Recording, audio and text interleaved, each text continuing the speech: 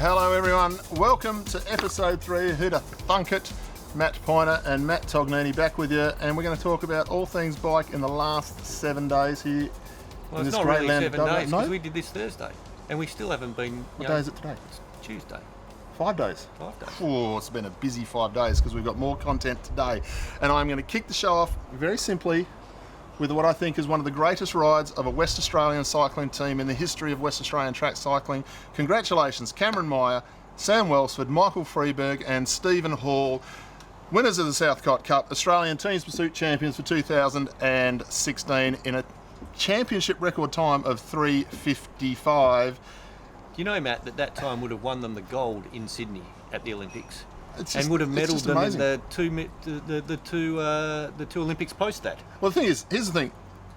You got all these coaches out there saying you got to do this, you got to do that, and no. These guys came together for their first full 4K ride from the start line, from a standing start, in the qualifying ride. They rode 3:59. Their second full ride was the final, where they smashed South Australia. So well done to the boys, but they didn't stop there. No, they didn't. As a team, they rode beautifully. Welsford the scratch race, Meyer the points race, Stevie Hall and Michael Free.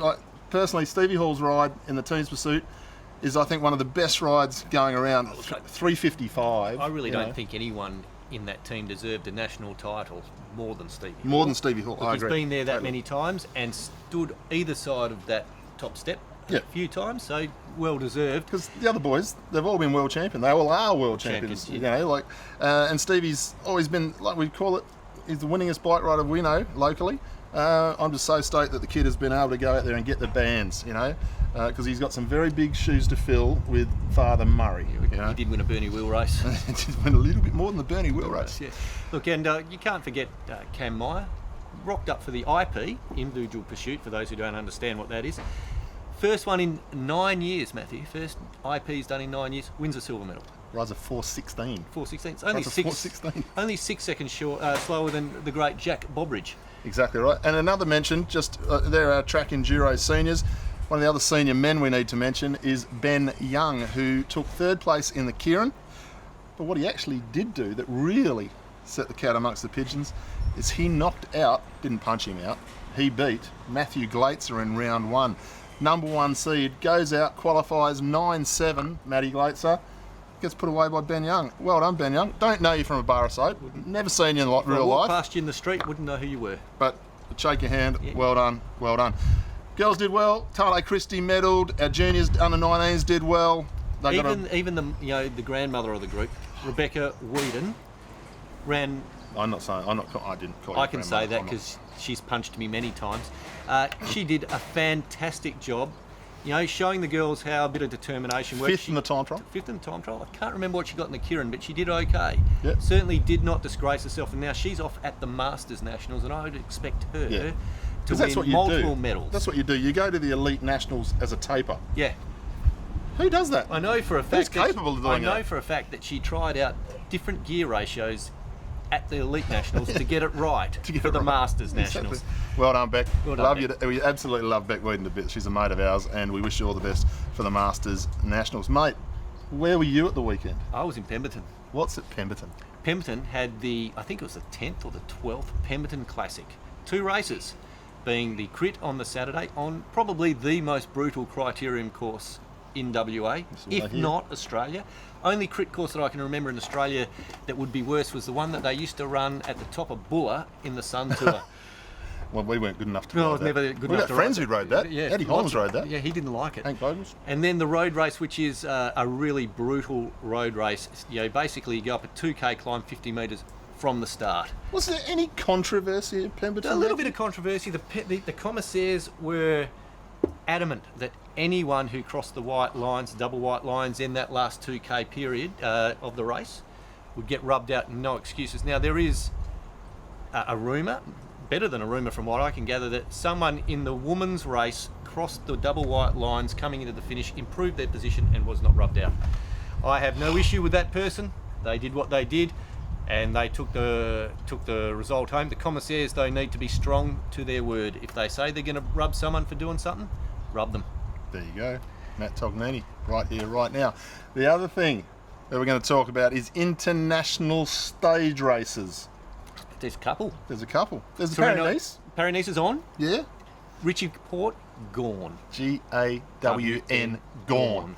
Had a really bad day overnight. Lost 14 minutes in the crosswinds. Apparently it was just precipitating It was windy. It's a heavy. bit windy. And he got, couldn't ride the echelon. Lost his number one protector on the first day, and that was the end of him. Does that bode well for the tour? If he has a day like that in the tour, means nothing. Means nothing. Paris-Nice. It's a warm-up race. He's won it twice, though. He's won it twice, but it's one of those things. It's one thing with all this power training, and you love the power training. You love the numbers. Love the numbers. I'm an accountant. I love numbers. But the thing about power training is it can take the amount of race days down that the pros do nowadays. Like back in the old days, they might race 110 days a year. Some of these guys are turning up to Tour de France with 19 days of racing in their legs before they get to the Tour de France. The world's changed. It has. Indeed. Look, so it won't matter. Richie will be fine. Richie will be fine. Look, Tirreno Adriatico is starting this week, and it starts with a team time trial. It's a pretty good race. The Italians love to throw in a bit of road furniture. They love to throw in the odd uncategorised climb. There'll be some good Aussie action there with, I think, Durbo going to that race, and also the Aussie Yates child. Yates child? We claim him now. We claim him now because he rides for us. us. They need to bring back the team's time trial. Oh, in more and more and more. Like the team's time trial, I know we have it at the World Championships, but I think they can still do more with the team's time trial. I like the fact that it's at the World Champs, but I think it's more and more. But one of the biggest, most important stage races for West Australians on the calendar is, of course, the Tour de Bintan. Oh, absolutely. And what a bunch of results we had there. We had the great Amanda Narby. The best. Listen, this chick, Amanda Narby, two of the biggest fans here of Amanda Narby. We love you. Mwah. And she won time trial. Overall. Did she win both stages? I think she won both stages. If you didn't win both stages, we don't care. She won every single stage, won the overall. That means she won both the UCI qualifying rides. So she's qualified to go to Albi, not Aldi. Aldi. Yeah. Aldi's a supermarket. Aldi's a supermarket. I haven't been there yet. I can't afford it. No. And she's off to ride luckily this time the old man, Andrew Ballum, he was on the podium as well, so not too many difference in the bragging rights. You couldn't have found a happier bunch of people at the end of that race. I reckon they had a swinging time that night after the race. I reckon they were partying hard. A couple of other results there. Yeah, Jared Anderson taking out the 18 to 34s. I think Paul Backer was up there. Hotly contested. That was part of a domination. Team Dome went over there with many of our friends, but one, the great Stuart Passmore. He did go over there, and unfortunately Stuart on the road stage, after what could be said was a mediocre time trial, on the road stage was in contention. He punctured and rode the last 20 Ks on his carbon rim. That's what you can do when you own a bike shop. Yeah, when you own a bike shop, don't worry about carrying those really handy little canisters that fill your tyre up with goo. Takes you about 30 seconds to a minute. You get going. You don't lose 15 minutes. You still lose 2 or 3, but you might. Just an idea. Anyway. The thing is, he can put it in the window. Hardly ridden, lightly raced, sold at a discount. Somebody we have to mention though, GOAT, Christopher Glasby flew over to win the time trial, smashed them in the time trial in the 50 to 54 category. He's qualified to go to the Worlds. Took the yellow jersey and he did a Passmore. He punctured in the road stage, the second road stage, which was the road qualifier for Albi. So unfortunately for him at this point, he's not got a road place. But that doesn't matter. He is qualified for the goal that he had, the time trial, and if he goes to the Worlds, he'd be a show. He would be a show. He was fourth last year by not much. Yeah, no, he was there. So the great Glatsby, as we like to call him, the GOAT, he's in with a show if he goes to the Worlds, if he so chooses. 2 special mentions about Tour of Bintan. One is our mate Chris Reynolds, owner of Champ Systems Australia. He won his age division. I think one of the Dome boys, Luke, was up into 3rd place in that. And so well done to Chris. And of course, a big well done, I have to put it out there, Toby Brown, coach of the Dome team, coach of the Strivets, the girls coaching group that went over there to race. Great results, and Toby's just a result of showing passion in people. Oh, look, he does put it together well. Does a magnificent job. And look, well done, Toby. Who wouldn't want to be the coach to go to Tour of Bintan to look after your guys? Gets to lie by the pool, doesn't have to ride. Drinks beer. He is a vegan, so he wouldn't have eaten steak. Wouldn't have eaten steak. No, tofu probably. There's nothing wrong with eating like that. Now, here's the thing. Last week I asked you, we talked about the first race on the program, and Strade Bianche was it. Yep. You said to me, second best race on the European calendar behind Tour of Flanders. And I was like, oh, okay. And we had old school weather timed in. It was absolutely atrocious. But I said, who's your pick? And you said Luke Durbridge. Now, I love Luke Durbridge. Love you, Luke. Well, I have to correct you there, Matt. I said Sagan will win it. Durbo will top 10. Now, Sagan had a case. So you should have stuck with what I said. I know, but Sagan I have to. was woeful. People will remember Sagan had a bit of an upset tummy, had to pull out. But Durbo, if you watch the race, showed himself to be pure class. Sixth in that race behind Kwiatkowski, Van Avermaet. Who was third? Don't know. Dumoulin was up there. They're all there. They're all there. Kwiatkowski won the world title. Didn't see him for a couple of years. Now he's come back to form. He's very good. Very good bike. Riding for Team Sky. Riding for Team Sky. But Durbo, I mean, he has to be very close to that breakout pro win. That big race. I think, Tour of Flanders, Roubaix maybe, will be more for him, less climbs, more power. He's going to be my sneaky pick for the next Australian top 10 at Roubaix. Yep. Assuming all luck goes for him. I thought it was a sensational ride, 6th place, and because it's a really flat finish at the Strade Bianche. I've walked up that. It took me 2 hours because I had to stop every 50 metres. It was terrible. Siena is a great town. It is on the top of a hill, and when I say on the top of a hill, try walking up Welshpool, but 3% steeper. No need to. No need to. I've got a car. Hey. Anyhow, I want to have a rant, Matt. Oh, here we go. I want to have a rant. I'm going to, who can we name this rant after? Who rants the best in WA? Matt Tognini's not bad. I'm not bad, but all right, look. The rant is about Masters grades at CA races. Now, CA has a plethora of Masters licence holders. In fact, it'd probably be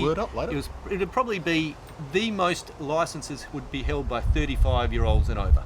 Yet every open race I go to, there's never a Masters category, apart from the state titles. Now, why wouldn't you? You put the old men like me, and I'm happy to say I'm old, 47 this year, in against 16, 17, 18-year-olds, 20-year-olds in B grade, which I like to ride B grade because I'm not good enough to ride A grade anymore, and you get your legs torn off. Now, I don't mind. That's what it is. But why wouldn't you run a 40 to 49, a 50-plus grade? If there's not enough to have them as separate races, put them in together with separate results. You get 30 or 40 extra riders. You reckon you get 38? I reckon you go to AVCC is getting. I'd actually like to go one step further for the championships. I think it should go back to 5-year age. Absolutely no disagreement there. But the AVCC is getting 120 riders every week, so it proves that there is the riders out there, but they just don't want to get their legs ripped off by young kids. No, I don't disagree. But it's not a criticism of anyone who's organising races, particularly you people at Pemberton. Sort of. You did a fantastic job, and anything that we can do to improve it, we will try and help. Oh yeah, we could call it the Barry Wanless rant, because Barry does a rant better than anyone. Does he? Yeah, I think so. We'll call it the Wanless rant. That might come in every couple of weeks, depending if I get angry or not. Well, last week we were going to have we started to have a bit of a joke about disc brakes, and we asked the question: if you had an opinion on disc brakes, to email us and tell us what you thought. We thought if we could get 20 people to give us a bit of a yell. Now, this is what happened. We had about 30 people tell us about the show. No dramas, and thank you very much. But we had 2 people tell us about disc brakes. So we've come to the conclusion, the scientific conclusion about disc brakes is... no one cares. No one cares. So do what you want. Zero care. If you want to use them, use them. If you don't want to use them, don't use them. You think they look crap, they look crap. But if you chop my foot off with your disc grader, I'll be very upset. I don't think it's going to happen. No. I don't think we go fast enough for it to probably spin not, fast enough, so it doesn't matter. Now, I just want to mention one bunch of people.